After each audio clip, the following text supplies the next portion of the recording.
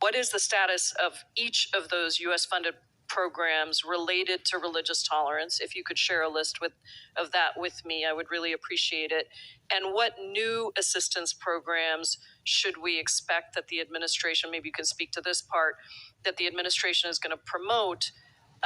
That's the second part of the question. And then the third part of the question for you is, I am concerned about some of the reports I'm hearing that certain programs are just going to be cut because they focus on particular communities, or they, are framed in a way that somehow is part of a some sham DEI initiative. And so maybe you could speak to those last two and get me the list of the first one.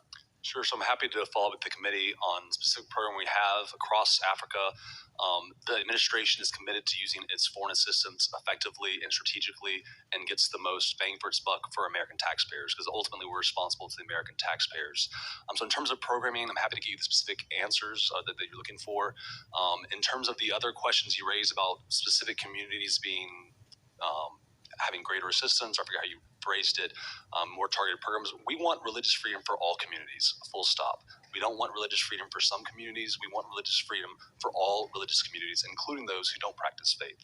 We think it's a violation of a moral law that somebody is killed because of their faith. We see that happening in all parts of the world, and the Trump administration is committed to helping countries take ownership of their own issues, and actually go after people who persecute Christians and Muslims and people of all faiths, and actually shift the responsibility to where we want to help partner with these countries. But at the end of the day, the countries themselves have an obligation to protect religious freedom in their countries. And I agree with you on what you said. I just would say I'd like to see the data that backs up what you're saying, and why certain programs that seem very much in line with what you're saying are being canceled. So I appreciate your attention to this, and we'll follow up.